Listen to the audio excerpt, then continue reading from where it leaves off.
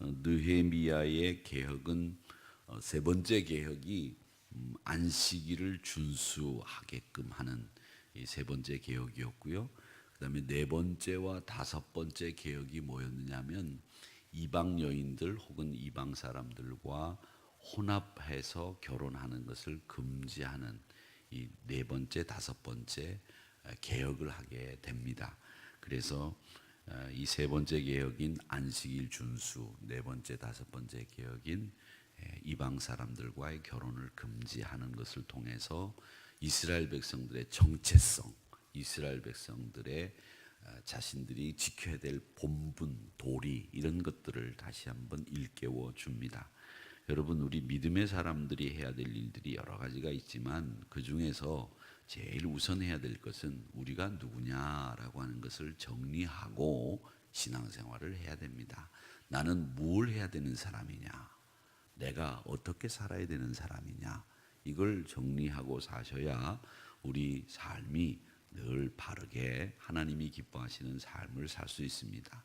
이것도 할 수 있고 저것도 할 수 있고 이런 사람은 안 되죠. 우리 한국 사람들은 분명하게 일본 사람과 다른 게 있습니다. 독도는 우리 땅이다. 이게 우리의 정체성처럼 굉장히 우리 한국 사람에게 큰 명제지 않습니까? 대한민국은 자유민주주의 국가다. 이런 것들, 우리 정체성을 나타내는 가장 중요한 기본적인 원리인데 우리 믿음의 사람들도 이런 정체성이 확실해야 됩니다. 그런데 이스라엘 사람들은 이런 정체성을 가나안 땅에 정착하면서 이 원주민들, 원래 가나안에 살던 사람들을 잘 정리하지 못하는 바람에 이 정체성이 명확해지지 않고 그 사람들과 어울려서 그 사람들과 혼합이 되면서 이 문화가 섞이게 되고 그 문화가 섞이는 과정 속에서 하나님을 제대로 섬기지 못하는 우상 숭배의 결과들이 여러 곳에서 나오게 되었습니다. 그래서 느헤미야는 이런 잘못된 관행들과 잘못된 혼합주의들을 배격하기 위해서 너희들 안식일을 준수해야 된다. 혼합 결혼 안 된다. 이렇게 정리를 하면서 이 일에 참여한 엘리야십이라고 하는 사람의 손자 하나를 산발랏의 가문, 산발랏과 도비아는 어떤 사람입니까? 이스라엘 백성들이 성전을 재건할 때, 야, 그 성벽 재건해 봐라, 소용없다. 여우만 올라가도 무너진다. 이런 이야기를 했던 사람들이 산발랏과 도비앗이라고 하는 사람인데 느헤미야의 개혁을 아주 방해했던 사람이 바로 이 산발랏과 도비아라고 하는 사람인데 이 사람들의 가문의 여자와 결혼을 떡하니 시킨 거예요. 그래서 그 손자 하나를 추방시켰다라고 하는 이야기가 오늘 나오게 됩니다.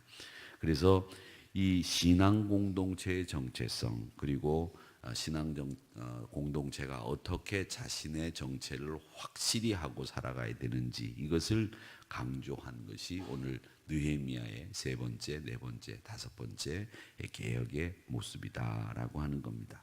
우리 믿음의 사람들도 분명히 이런 것들을 해야 되겠다라고 하는 거죠. 오늘 본문에 보면 이 신앙 공동체의 정체성을 확인하기 위해서 제일 먼저 한 것이 뭐냐면 여러분, 우리는 안식일을 지켜야 되는 사람들입니다. 이걸 분명하게 느헤미야가 이스라엘 백성들을 향해서 고지하고 있습니다. 근데 이 안식일 날은 이스라엘 백성들이 잘 지켰어요. 그런데 문제는 뭐냐면 이 안식일 날을 잘 이스라엘 백성들은 지켰는데 이 유대인들만 사는 게 아니라 예루살렘의 이방인들이 어울려서 살았단 말이죠. 그러다 보니까 이 이방인들은 안식일 날도 거래를 하고 장사를 하고 이득을 취하고 뭐 안식일 준수하고 상관없이 사니까 그 사람들은 그냥 살게 내버려 뒀단 말이죠. 그런데 유대인들이 그 사람들의 문화를 보면서 안식일 날도 상거래하네, 물물 교환하네, 뭐 사고 파네 이런 걸 본 거예요. 그러면서 유대인들이 거기에 하나 둘씩 끼어들기 시작하고 섞이게 된 겁니다. 그래서 예루살렘 성문을 딱 닫아놓지 않고 열어놨는데 이방인들이 들어와서 물건을 팔고 나가는 거예요. 그래서 이 느헤미야가 이스라엘 예루살렘 성문을 딱 닫아버린 거죠. 못 들어오게 한 거예요. 그러니까 물건을 팔려고 들어왔다가 문이 닫혀 있으니까 못 들어오고 거기서 하루 저녁을 자게 되고 또 들어왔다가 문이 닫혀서 못 나가니까 성문 곁에서 자는 이방인들이 생기고 유대인들이 물건을 사러 오는 것을 보면서 이 느헤미야가 너희들 여기서 잤다 왜 잤느냐? 너희들 다시 한 번만 집으로 돌아가지 않고 여기서 자거나 안식일날 상거래를 하게 되면 가만두지 않겠다라고 하는 실제적인 조치, 안식일 준수를 위해서 실제적인 조치를 19절에서부터 22절 말씀에 보면 하는 것을 볼 수 있습니다. 그래서 경비를 세우고 레위인들을 정결하게 만들어서 성문을 지키게 하는 일들을 했다라는 겁니다. 여러분, 이스라엘 백성들의 정체성을 가장 잘 드러내는 율법이 두 가지가 있는데 그게 뭐냐면 하나가 안식일 준수, 그리고 하나가 11조. 이 두 가지가 이스라엘 백성들이 내가 하나님의 백성입니다 라고 하는 것을 정확하게 보여주는 두 가지 율법이에요. 그 율법을 이스라엘 백성들을 향해서 느헤미야는 너희들 네가 이스라엘 사람이라고 한다면, 하나님을 경외하는 사람이라고 한다면 이 두 가지 법칙을 꼭 지켜야 된다라고 이야기를 하신 겁니다. 그래서 이스라엘 백성들에게 이 안식일 준수를 분명하게 고지하고 지킬 수 있도록 준수하도록 명령하고 그 개혁을 이루어 나갔다라는 겁니다. 그러니까 여러분, 느헤미야의 개혁을 이렇게 쭉 보면 느헤미야의 개혁은 그렇구나, 사람을 바꾸고 제도를 바꾸는 게 아니라 느헤미야의 개혁, 성경적인 개혁이라고 하는 것은 뭐냐면 말씀으로 돌아가는 것이구나 라는 것을 우리가 배울 수 있습니다. 자, 그 다음에는 뭘 했느냐면 그 다음에는 이 통혼을 금지했다. 이방 여인과 결혼하지 못하도록 했는데 이 이방 여인들과 결혼을 하지 못하게 한 이유는 뭐냐면 이방 여인과 결혼을 딱 하게 되니까 이방 여인과 결혼을 하게 되니까 이 아이들이 태어났는데 아이들이 이스라엘 말을 못하는 거예요. 여러분, 아이들이 누구의 말을 배우느냐? 아빠의 말을 배우는 게 아닙니다. 여러분, 아빠의 말을 배우는 게 아니에요. 아이들이 태어나서 언어를 배울 때 가장 먼저 언어를 배울 수 있는 가까이 있는 사람이 누구예요? 엄마예요. 그러니까 이 여자분들이 정말 중요한 분들이에요. 남자는 아무 소용이 없어요. 여자가 정말 중요한 거예요. 왜? 아이들의 말은 엄마 말을 배우는 거거든요. 그래서 이스라엘 사람들은 아빠가 이스라엘 사람이 아니어도 이스라엘 사람 아니어도 상관없어요. 엄마만 유대인이면 이스라엘 사람들은 유대인으로 간주합니다. 우리나라는 아니죠. 우리나라는 아빠가 한국 사람이어야 한국 사람이죠. 아빠가 이태리 사람이면 그 아이는 이태리 사람으로 치부하잖아요. 우리 사고방식은. 근데 이스라엘은 아니에요. 이스라엘은 엄마가 이스라엘 사람, 유대인이면 이스라엘 사람으로 간주한단 말이죠. 그러니까 디모데를 보시면 알잖아요.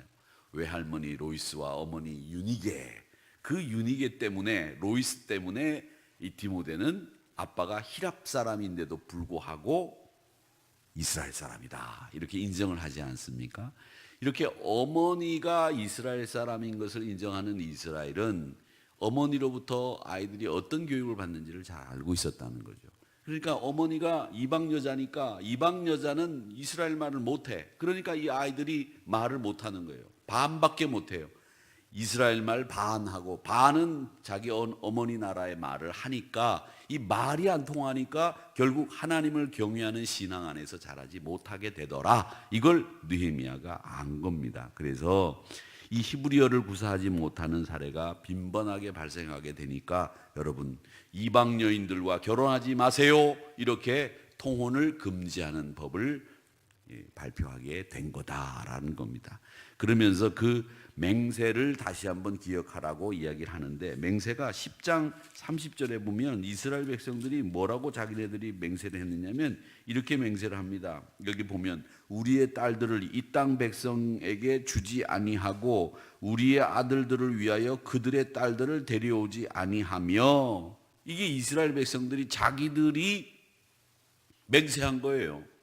우리가 이방 사람들하고 결혼하지 않겠습니다. 자기들이 맹세한 거예요. 그런데 이 맹세를 어기고는 엘리야십이라고 하는 이 제사장의 가문부터 산발랏 도비앗, 영향력 있고 권세 있는 집안 여자들하고 덜컥덜컥 결혼을 시킨 거란 말이죠. 근데 그렇게 결혼을 시키다 보니까 이스라엘 백성들의 정체성이 어디론가 사라져버리고 아이들이 말도 제대로 못하고 벅벅거린단 말이죠. 이 말이 안 통하면 말이죠, 여러분. 그건 문화가 달라졌다는 거예요. 우리와 영어를 잘 구사하는 젊은이들과 말이 잘 통한다고 여러분 생각하지 마세요.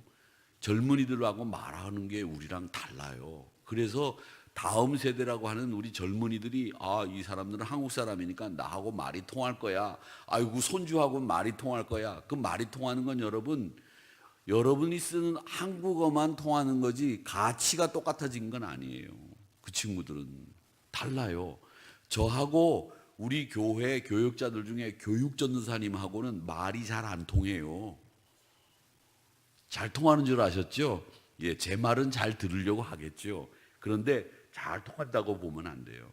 그런데 그 말조차도 안 통하면 그건 더 많은 단절이 있는 거죠. 그러니까 하나의 공동체 안에서 말이라고 하는 것은 우리가 서로 의사소통이 되는 것뿐만 아니라 가치가 같아야 되는데, 이 가치가 같으려면 말이 같아야 되고 생각이 같아야 되고 우리가 생각하는 방법이라든지 우리가 믿는 신념이 같아야 이게 말이 통하는 거거든요.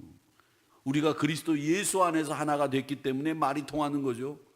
우리가 여기 예수 안 믿는 사람들끼리 앉아서 여기 있다고 하면 한국말 하는 제가 여러분들에게 설교하는 거하고는 달라요. 그러니까 늘푸른 대학에서 제가 설교하는 거하고 여러분들에게 설교하고 하는 건 달라요. 분위기가. 늘푸른 대학에서 설교하면 제가 이런 얘기를 할 수가 있나요? 못하죠. 왜? 똑같은 한국말을 하지만 그분의 사고방식과 가치관은 다르기 때문에 그렇다는 거죠.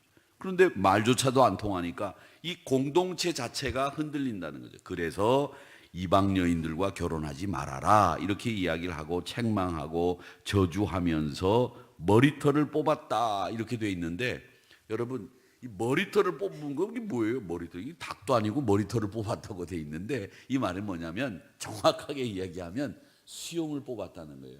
수염. 이 남자에게 수염을 뽑는다는 건, 지금 저희는 이제 면도를 하지만 이스라엘 사람들은 이렇게 수염을 기르거든요. 랍비들도 이렇게 길러요. 근데 어떤 한의사가 그러더라고요. 남자들이 수염을 기르면 심장이 튼튼하다고 그러던데, 심장이 약한 사람들은 수염을 기르라고 그러더라고요. 그 심장이 약한 분들은 수염을 길러볼 생각을 한번 해보시기 바랍니다. 남자에 한해서. 예. 그런데 이 수염을 뽑는다는 건 뭐냐면 남자의 남자다움을 없애버린다는 얘기죠. 그러니까 모욕한다, 망신 준다 이런 뜻이에요. 그래서 그런 사람들의 망신을 주고 26절을 한번 보십시오. 26절에서 결혼하면 안 된다 이런 이야기를 옛날 이야기까지 더불어 얘기합니다. 옛적에 이스라엘 왕 솔로몬이 이 일로 범죄하지 아니하였느냐. 정략적으로 결혼해서 이방 여인들을 데리고 와서 결혼하는 바람에 결국 솔로몬의 말년이 하나님을 경외하며 일천번제를 쌓던 솔로몬이 결국 이방 문화에 쩔어가지고 나라가 분리되는 결과까지 초래하게 되지 않았습니까? 솔로몬이 죽고 그 아들 르호보암이 아들이 왕이 됐을 때 많은 이스라엘 백성들이 찾아가서 솔로몬에게 간구했습니다. 우리가 성전을 짓느라고 부역이 심했습니다. 세금을 많이 냈습니다. 그러니 이제 성전도 완공됐으니까 당신 아버지도 죽고 당신이 왕이 됐으니 르호보암이요, 이제 우리의 부역을 줄여주세요. 세금도 줄여주세요. 그랬더니 이 르호보암이 뭐라고 그랬습니까? 뭐라고? 더 못 줄여. 내가 더 거둘 거야. 그리고 내가 너희들을 어떻게 통치하느냐? 전갈로 통치할 거야. 그러면서 악을 부렸죠. 이런 악을 부리는 르호보암의 잘못된 통치 때문에 이스라엘이 결국 유다와 이스라엘로 나누어지게 되지 않습니까?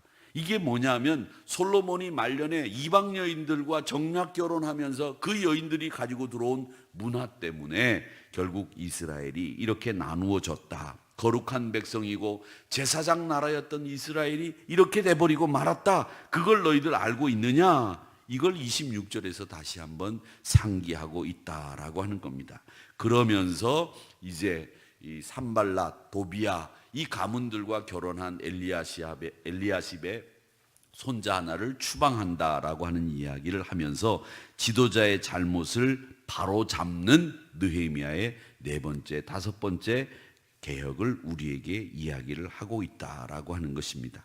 그러니까 우리 공동체라고 하는 이곳은 경계가 분명해야 돼요. 이단은 안 됩니다. 신천지는 안 됩니다. 아버지 하나님의 말씀과 신앙으로만 삽니다. 이런 경계가 분명히 딱 서 있어야 그 공동체의 정체성이 분명해진다라는 겁니다. 여러분, 우리는 한우리교회 신자다. 우리는 100년을 지켜온 교회다. 앞으로 200년을 향해서 간다. 이런 정체성들과 분명한 가치관을 가지고 나아가는 교회가 되어야 되겠다. 믿음을 지키는 신앙 공동체, 우리의 정체성을 지키는 경계와 울타리를 명확하게 하는 작업을 해야 되겠다라고 하는 것을 이 느헤미야 13장을 통해서 우리가 배우게 됩니다. 여러분, 나는 뭐 하는 사람이다. 나는 예수 믿는 사람이다. 나는 어떤 사람이다. 이런 그 정체성, 신앙의 명확한 나의 모습을 오늘도 우리 공동체와 함께 밝혀두고 그 공동체의 명확한 정체성을 가지고 오늘 한 걸음 한 걸음 믿음의 길을, 신앙의 진리를 지켜나가고 믿음의 길을 지켜나가는 저와 여러분이 되시기를 주님의 이름으로 축원합니다.